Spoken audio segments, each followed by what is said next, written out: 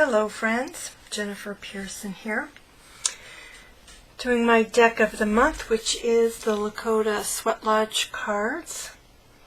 But I have, well, let's say this, I've gotten the most impact out of this deck while also using this deck, so I'm going to just include that in here a little bit in a second. So I'm going to preface this video with a request to let me know if you get that slow down effect at any place in this video. I don't think this is going to be a particularly long one. It might be quite short. But that has happened with at least two of my recent videos where the audio gets really slow and deep, and I'm guessing that it's something to do with my computer processing. So just let me know if that happens at any time, and I'm actually recording this via digital recorder for the audio portion, and I might switch things out and just give a picture of this or something and the audio, so you would have a static image. We'll see. And if it's short, I'll just listen back and then I'll know, right? But anyway, the Lakota Sweat Lodge cards. So when I embarked on this month with these cards, a little background, which I mentioned at the beginning of the month. I have studied portions of this deck already, or had, and studied it, so that I was writing out my understanding of the cards, and it was fairly lengthy, coming to terms with the cosmology of this deck. And when I returned to it, I cracked open this book the first time in July, looking at it. It was a couple years ago that I originally started to study it more closely. I was a bit overwhelmed. I was thinking, you know what, I just don't know if I am up to this. I didn't know that it meant that I didn't, that I wanted to let go of the deck, but that maybe this was not the right time to be doing this. And then I questioned, why keep a deck kind of ad infinitum, waiting for the moment when I'll be able to absorb the system and use it. But then I corrected myself and I said, you know what, just pull some cards with the deck. Don't go back to trying to understand it the way you were trying to understand it before. Just pull some cards, and that helped immensely. It helped me get over that overwhelming sense of needing to understand everything about the cosmology behind it, and that the individual cards themselves, with what's provided in the guidebook, would be adequate to give me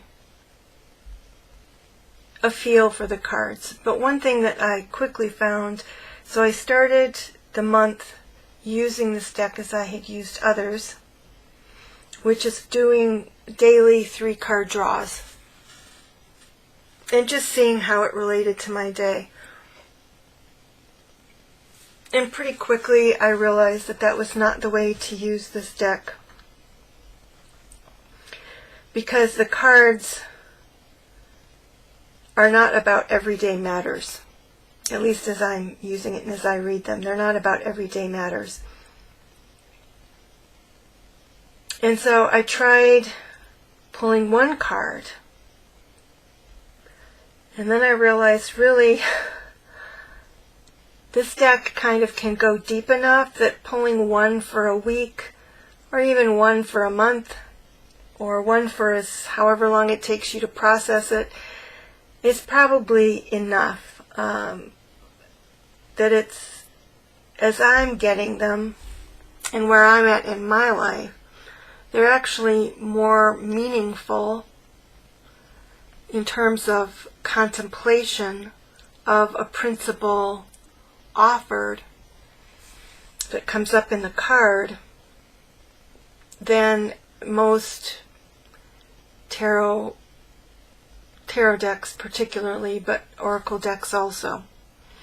So that's why I kind of have it it's kind of in a class with Sacred Mysteries, although I think of this as kind of teaching.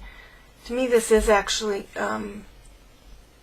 other people might not experience it this way, of course, it's asking things of me. It's asking adjustments. It's asking for adjustments from me, either in the way I see things or in kind of in the way I approach life, whatever. So it's bigger stuff.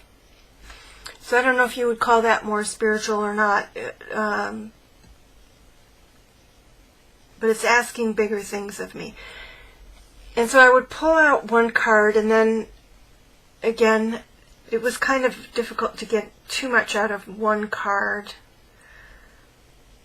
Or I'll say this, I knew it was asking something of me, but I didn't quite know what until I pulled an additional card. So I experimented a little bit with pairings.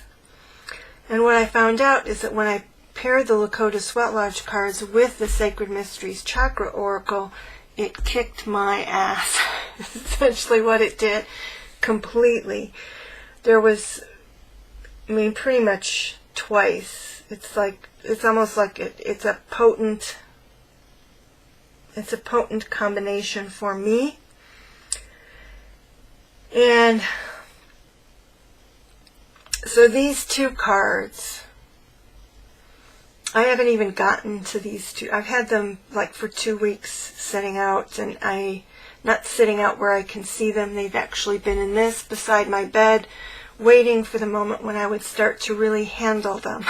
So I got these two cards, and these two cards resulted in my pulling other cards, and so all of it needs to be processed, and I hadn't gotten to it yet. I still haven't. And in the making of this video, essentially I thought, I'm pretty sure I had a combination with these two that I hadn't fully come to terms with yet. And so I found it. So now I'll set that up as trying to process it one at a time. So the way this works, and there was another one, the first time I used these two cards together, again, it was an assignment. This is an assignment. And the first one was an assignment. It was essentially, this is what you need to do. You need to do this.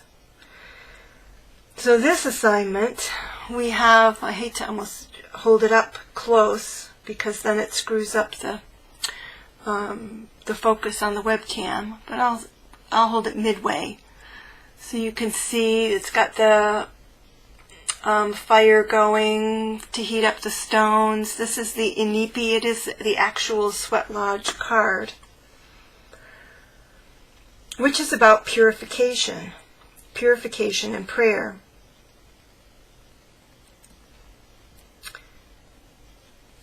And then I got from the Sacred Mysteries Chakra Oracle the detachment card. And I've had this detachment card before, and I hadn't done what it had told me I needed to do. And so now they're doubling up on me. And so I knew what this was telling me that I had to do. With the detachment card, it's telling you the assignment in the book itself is something along the lines of going through each chakra and asking yourself from that chakra place, your heart chakra, your throat chakra, whatever, what you're attached to in life, what outcomes you're attached to, what are you attached to. This is detachment. It's about letting go of any desire for outcomes. And this is purification.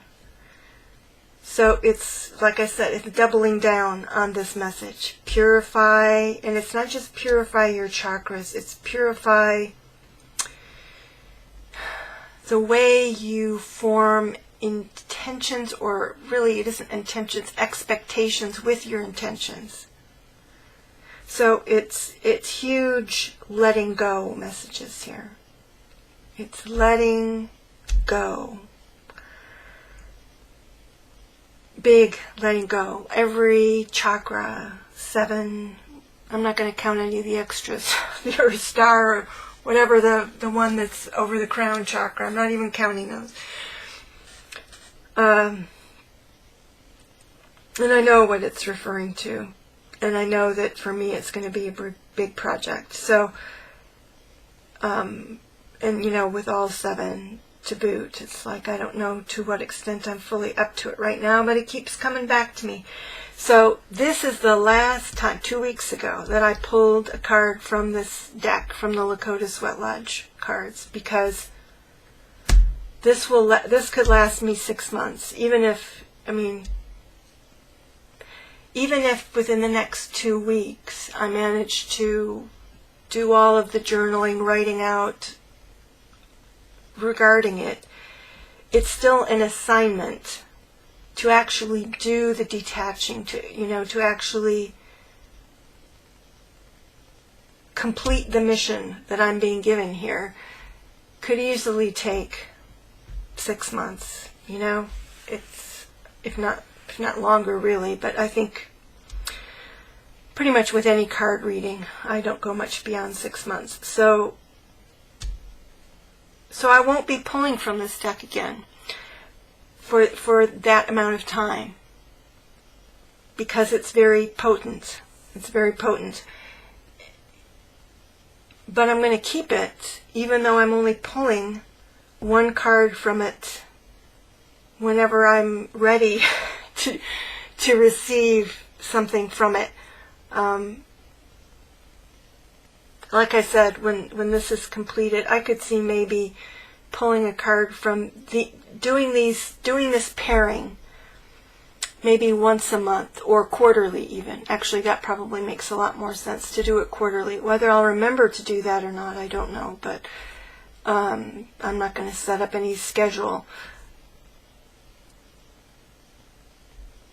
But that's the level that these 2 cards, or these 2 decks together, that's where it's at. I can't take too much of it. It's heavy medicine. I can't take too much of it at one time. Or in regular doses. So another thing that I noticed in this book is I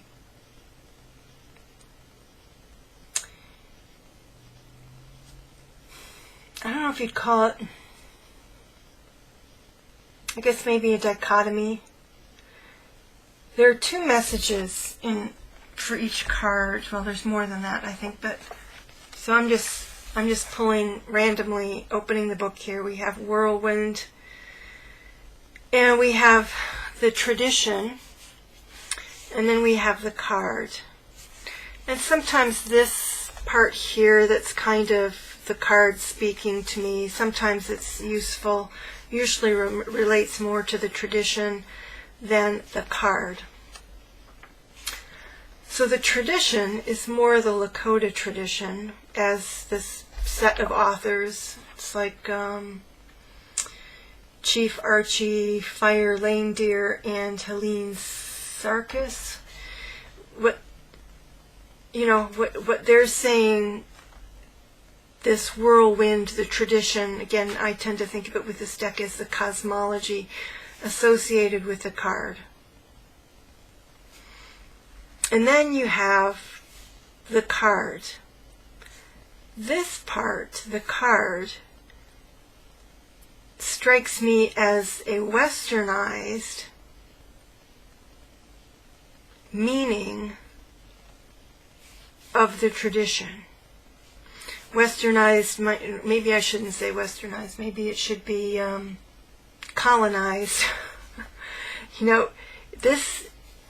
this is the tradition. This is a little bit more open, and this is more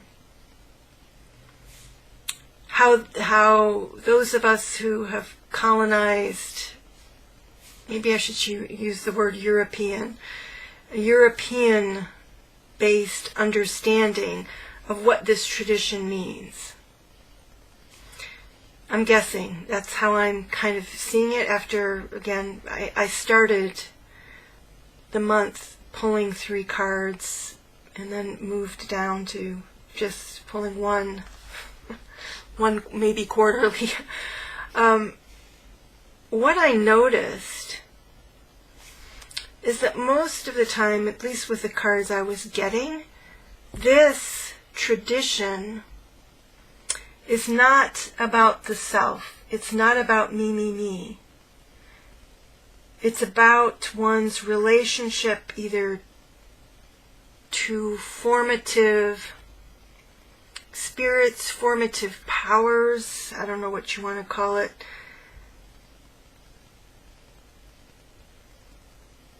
and honoring and managing your relationship with these things.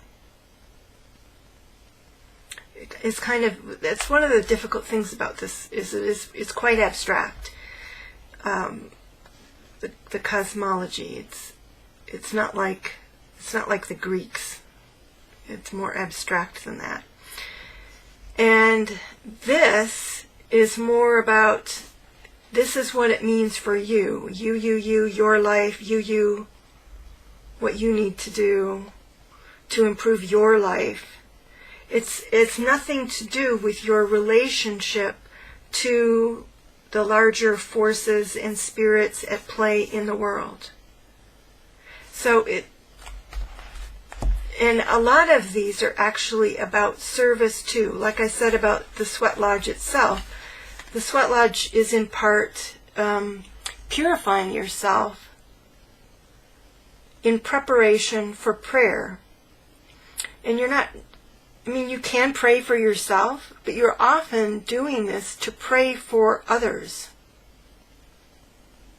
Praying for others, doing stuff for others, doing stuff for the community, purifying yourself for the sake of the community, to be a better person within the community, to be worthy of communication with these other spirits, to be, it's not as self-centered. So there's a gap here, there's a disconnect here in this interpretation, which is more self-centered than the Lakota tradition that's spoken about. This isn't the best example, but again, it's telling, they're trying to treat it almost like we do again with the Greek gods. So you have Venus, the Greek goddess of love, and so you would in a card you would interpret that as having to do with your love life. So it's trying to do that here, and I think when it does that, it diminishes what the tradition is getting at. The tradition where it talks about it is more, again, about your either your relationship to other people, and in so much as it's about you, it's about evaluating your need for adjustment, how you need to adjust yourself in order to better serve. It's about service. I guess maybe that's the word I've been searching for here. It's about service. If you have some, like that whirlwind might be a disruptive, I'm not sure exactly where it falls in there, but it might be a disruptive force. So even if it's about love, if it's a disruptive force, then how is that how is that working in your life? How is that force causing any disruption? Do you know, what other cards are showing up? Is there a need for purification, or is it acting in a disruptive way that will result in positive interactions with others or service to the community? You know, it's a lot about service, and we don't have very many decks, if any. I can't think of many. Can I think of any? I mean, where do we have decks that are about service? You know, where you've got 50 cards that are about. I mean, even a gratitude deck to me is not the same as service. How you need to adjust and be aware of your life to align yourself with right service to other people, spirits, forces in the world. Yeah. I don't know. So it's very, to me, it's quite unique in that way, and that's the first time that I noticed really that dichotomy. And I don't know if it was because of the specific cards I was getting out of, I just happened to be pulling in the place that I'm at in my life, or if that in fact is true of all of the entries in here. I'm not 100% sure, but that was definitely showing up for me. Something that I noticed.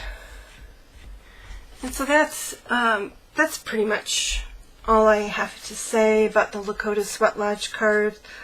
I will say, just as an end of month reflection thing, and it's funny that I should have this experience this month, where I was trying to do something. I was working out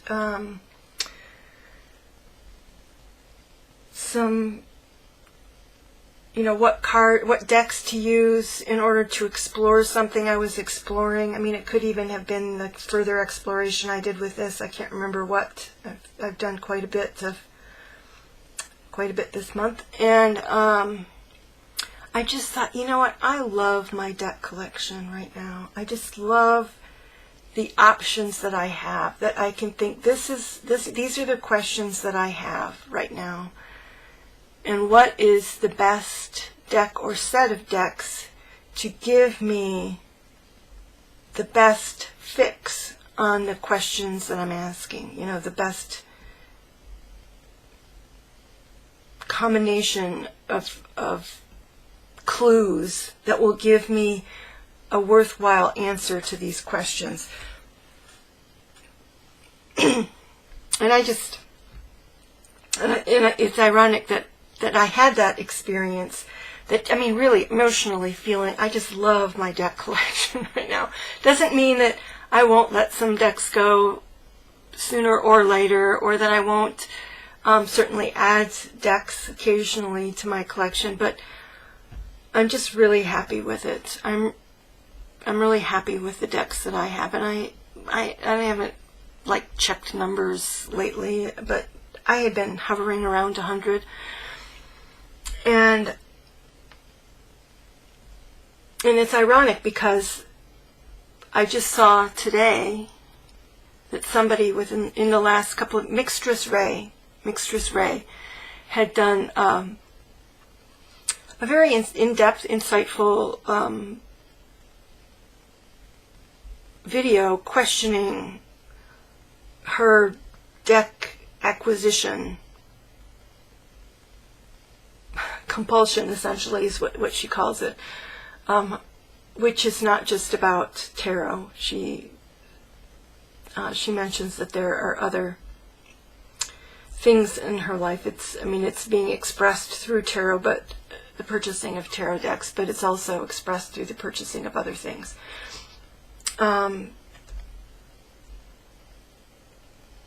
So I'm sure that conversation will be highlighted. And again, anybody who's having that issue and is really needing to question why they're purchasing decks and how many, and feel that it's unhealthy, I would say check out that video and watch it till the end, because as she expresses herself and her thought processes, which she does more toward the end of the video, her thought processes behind purchasing decks. It really shows how complex that problem is, so I wish her luck in resolving that, and certainly her level of awareness at this point, increasing awareness hopefully will bring her to a point where it will be less problematic for her.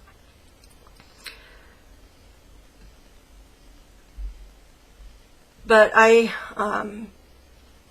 did some deck buying, trading, etc.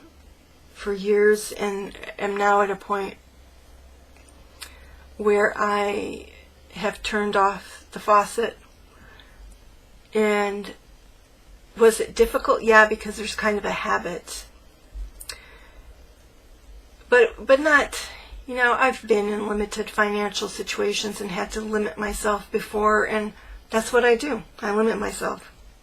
And it's not only just deck purchases, but watching some, people who share a lot of decks on their channel. I might watch them. I might not watch them. If they're indie decks, I'm not watching any indie decks things, because I know I can't buy them, So, but I'm doing it, of course, now. I can say this now, in part, that it's fairly easy to do that. What was difficult was to no longer have, like, the little high, of getting a new deck, and both getting it myself and looking through it and then sharing it on YouTube. And one of the things that has helped is to not, of course I'm doing this going through the decks I already have, but one of the things that also helped to adjust my situation was when I would get new decks, I wouldn't automatically come on and share them.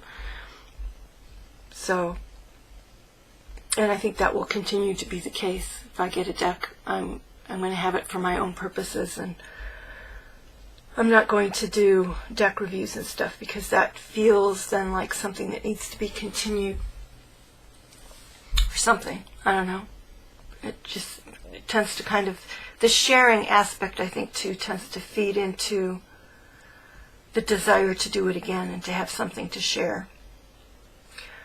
But anyway, I thought about doing a video about how much I love my deck collection, but for one thing, I don't have the time or energy right now to pull out a bunch of decks and think about the why of it all and the different kinds of decks that I have that make it a happy thing for me. But I thought, no, just mention it in your monthly wrap up with your deck of the month, that yes, I love my deck collection.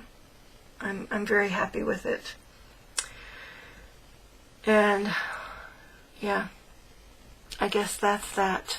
There's nothing more to say. Actually, there is a slightly, because this is a super busy time for me, kind of a tiring, stressful time regarding work. Even though I don't work more hours, I feel more flattened out when I'm done with work. So I'll lump into this as well, that next month, I originally thought I was going to have to do multiple months with this deck. That's not going to happen. I'm going to take a break from this deck once I've processed these two cards and what it's telling me to do. Once I've completed that mission, I'm giving it a rest. I'm doing the... Oh, no, I'm not going to remember the name of it, and I've got the book in the other room. Just a second. Because I'm reading the book. It's a fairy deck. And I think I have the cards here somewhere. Yep. There it is. That tells me the backs of the cards. The backs of the cards. It's the Fairy Ring Oracle. this is the deck that I'm going to, whoops, sorry for the glare, I'm going to get into. Do I have this in any kind of order? Doesn't look like it. Then I'm exploring, and I don't know about the glare, but anyway, I'm not sure. I'm reading, and it has a pretty in-depth guidebook, and so I'm gonna spend August browsing the fairy ring. That's my browsing my way through the book, and then I'll decide if I want to go further than that. As I read the book, I'm kind of wondering whether it's a deck that I got, in a sense, because of the book, because it had such a great collection of fairies, types of fairies, and information about them, and that it was kind of sent me into Six of Cups mode, where I really was going back in time to a time when I had books that were a kind of encyclopedic in nature, you know, every different kind of fairy kind of a book, which I no longer, I haven't had for many, many, many years, decades. And whether I got it kind of on that impulse, and that maybe it doesn't have a real purpose for me. So we'll see what conclusion I come to with the Fairy Ring Oracle at the end of August. Or end of August might actually be the beginning. I read very slowly these days. I read before bed, and then I nod off like after a page. So it can be, it could be a long time before I finish the book. But so at the end of August might just be the end of the book and the beginning of trying to do some card pulls with it. We'll see. All right, everybody, take care. I hope you're having a great summer, and that the transition back into school for those who are parents and or are doing any kind of schooling themselves is not too difficult. And yeah, here we go. Here in Alabama, August is full summer all the way into September. So I can't say it's the end of summer, but it feels like summer is going by really quickly. So take care, everybody. Enjoy the rest of your summer. And I will see you, I'm sure, before another month is up, but at the very least, at the end of August. Take care. Bye-bye.